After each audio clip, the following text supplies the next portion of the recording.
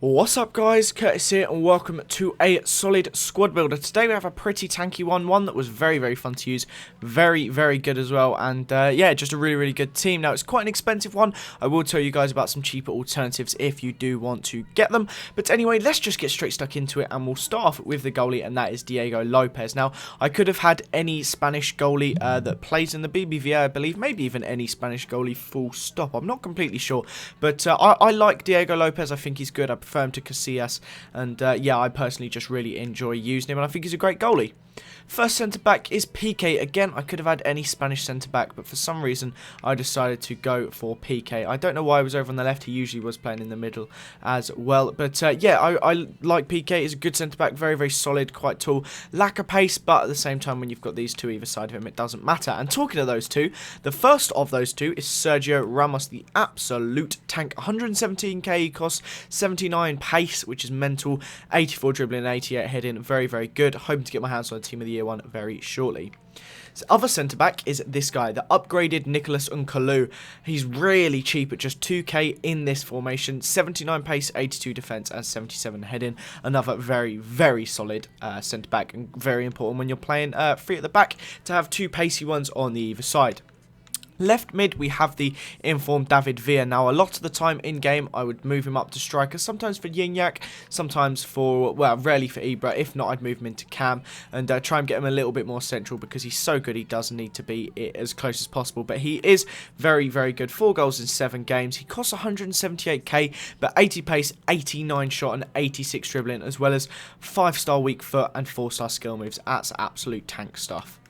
First CDM is Team of the Year, TOTY Alonso, 463k he cost, 62 pace, 93 passing, 87 defending. Now, they're incredible stats. Sadly, he's not got the best pace, but other than that, he's still ridiculously good. Onto the second CDM, and that is Blas Matuidi, 79 pace, 81 defence, 77 passing, 79 heading. Again, another very good player. Cost 52k, is quite expensive, but he is one of the best CDMs in the French league. And of course, he has strong links with Lucas Moura and with Valbuena. And on to Valbuena, I couldn't think of his name. I don't know why I was struggling so much.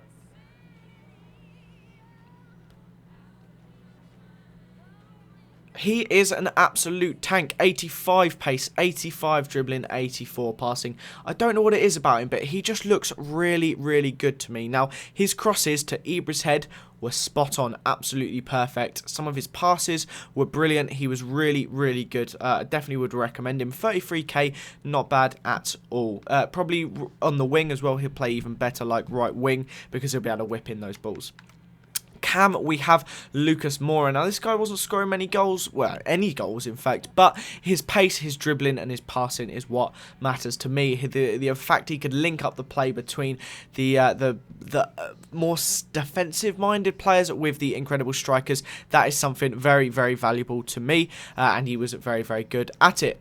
Onto the strikers, so we have Ibrahimovic, who, like I said, was benched a few times. I also was using him in another team for 4 of those games where I was subbing him off instantly. So ignore 4 of those games. He actually scored 5 in 7, which is not bad at all. 5-star skills, 77 pace, 88 shot, 87 dribbling, 78 heading, and 6'5". So he's got a lot of strength. He's an absolute beast. Would completely recommend him if you are looking to get someone that you can afford around his sort of price range. And then last but not least was Gignac. Now, I feel sorry for this guy because a lot of the time I was moving him back to Cam or left mid to make way for David Villa, but when I did play him as striker, he scored 2 goals and it wasn't very often he had time up there. I think he had 5 minutes in one game and then like another game which he scored. So basically in 95 minutes he got 2 goals, which you can't complain about. For 750k, I do think he's alright, but I'm going to play him striker more and have a more in-depth review about him. So we're going to move on to some gameplay and talk a bit more about the team there. So I did try to keep this gameplay relatively short. I didn't want to have too much gameplay here for you, so I've only just put in like 4 or 5, maybe even 6 clips, because I didn't want to be rambling on for too long, because I said most of what I wanted to say in the original little team bit. So firstly, I do want to say as well, I don't know what the quality is like. Again, I'm using my brand new HD PVR2, which was sent to me from Hapage. I got it right this time. Earlier, I called it El Gato in my last pack opening, because I'm stupid. But yeah, they sent me it, and it seems that, I don't know if it feels a bit jumpy or something. I'm not really sure, but I guess at something we'll have to work on and see if we can switch up. But anyway, this team was really, really fun to use. It's quite an expensive one. I haven't quite worked out the exact cost, but it should be in the title nonetheless. But anyway, I would highly recommend building a team if you can afford it. You could switch out any Spanish left mid in the BBVA for David Villa and any CDM for TOTY Alonso, and as well as the informed you can put in there. Not informed versions, but I wouldn't really want to build the team without Ibra because he is so good. But nonetheless, that is the end of this episode, guys. Thank you very much for watching this episode of Solid Squads. I hope you did enjoy it. Subscribe to this channel if you haven't already. If we could reach 400 likes, that'd be amazing. Thanks again for watching, guys, and I will see you next time. Bye bye.